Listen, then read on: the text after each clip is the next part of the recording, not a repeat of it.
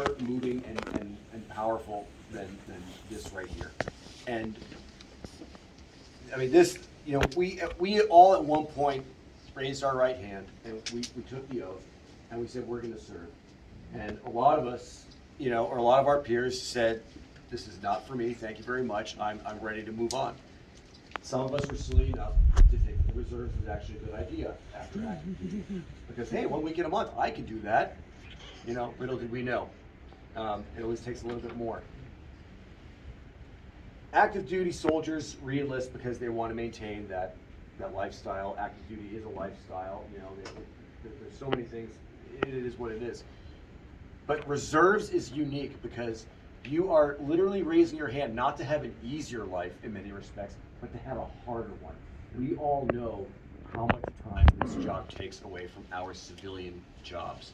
And nobody, active duty folks, they can't even comprehend what that's like.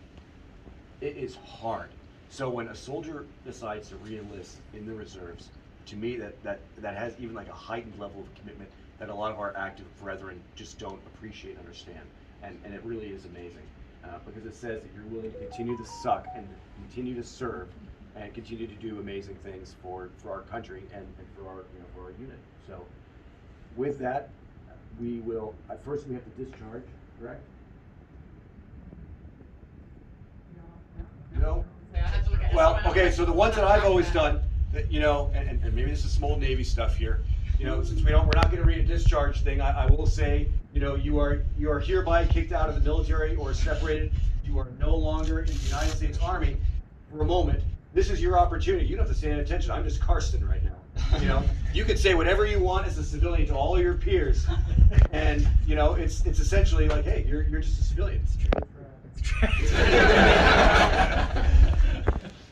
It's not a trap. It kind of is. But that signifies that moment, okay, you're out for, you know, 30 seconds, and then you're coming right back, even though you're never really out. But somewhere somebody thought that was fun. You actually get a discharge certificate at one point. So with that, if you're ready to proceed, we will administer the oath. You ready to go? Yep. All right. Everyone stand at attention for this one. Raise your right hand. I state your full name.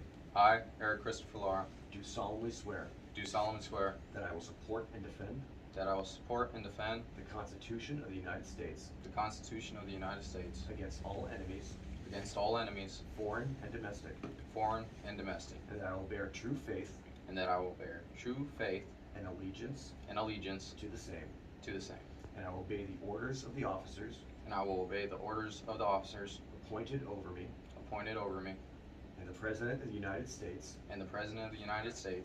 according to regulation and the Uniform Code of Military Justice one more time and the Uniform Code and the Uniform Code of Military Justice. of Military Justice. So help me God. So help me God. Congratulations. You're back in.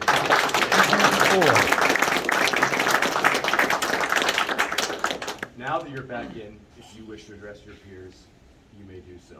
But now UCMJ never applies again.